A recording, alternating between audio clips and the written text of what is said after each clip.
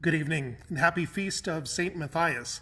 St. Matthias was chosen by Lot to replace Judas, and it was important, as Acts of the Apostles says, for the person who would be chosen to have witnessed the resurrection of Jesus Christ, to have seen that he had risen from the dead, and how for those early apostles, how that was so critically important.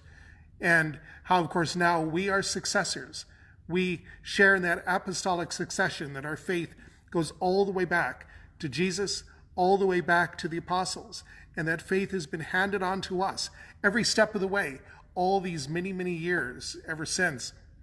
And I couldn't help but think today what that must have been like for in the early church. Jesus had died, had risen, the life and the excitement and the enthusiasm, and what the Holy Spirit was doing there in the midst of this young, blossoming, growing church. How these chosen apostles, so on fire now with the Spirit, how they went out and changed the world. How they made such a difference in spreading this faith that we to this very day hold on to and hold so very dear in our hearts and in our lives. You know, it was a time of great change. The early church had to wrestle with how to embrace this new faith of in Jesus Christ, and whether the old laws and the Jewish ways would be kept or thrown out. It was a whole new, exciting time, a time of new birth, a time led by the power of the Holy Spirit.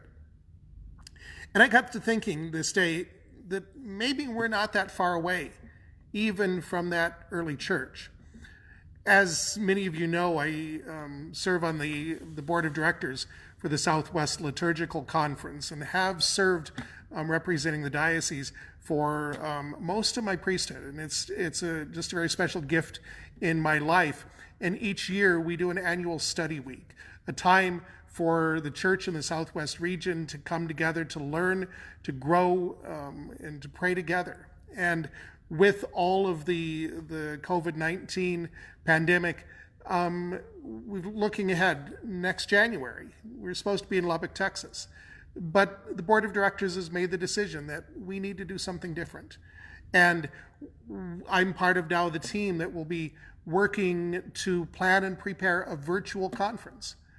And as we were talking today on a Zoom meeting, much like I'm talking with you now, people were discussing how in this time we are forming and shaping a new church in a very real way. How God is leading, in a sense, a rebirth. We don't know where all this is going to go and what's coming out of this. You know, we went into this and I had challenged and encouraged us to get back to basics, to really look at what was most important in life. And my prayer consistently has been a time that this would be a time that we recognized the centrality and the need for God, for the church, for the sacraments, that we would grow in our faith and love of Jesus Christ, that we would grow closer as families and discover maybe new ways to pray, new ways to be family, new ways to journey together. God's doing amazing things in the midst of all of this. This meeting we had today, that was just witness of it, of God taking some incredible stuff and saying, hey, we're going to go the next level.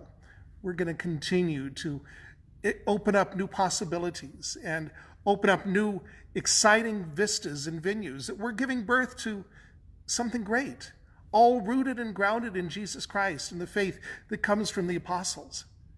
But looking ahead to a very different world, but looking ahead to see what God is doing, to see how God is leading and guiding us as church, to continue to be church, to serve, to love, to be present, to pray, to walk with him. Yeah, we're not that far from that early church that chose Matthias, that led this whole place to where we're at today, that led to a great faith in Jesus Christ throughout the world. Yeah, we're not that far. Continue to look to see what God is doing and to be open to that. Be open to the power of the Spirit working in our hearts and in our lives to truly let Christ change us from within and to truly let Christ bring out of all of this a new birth and a new life.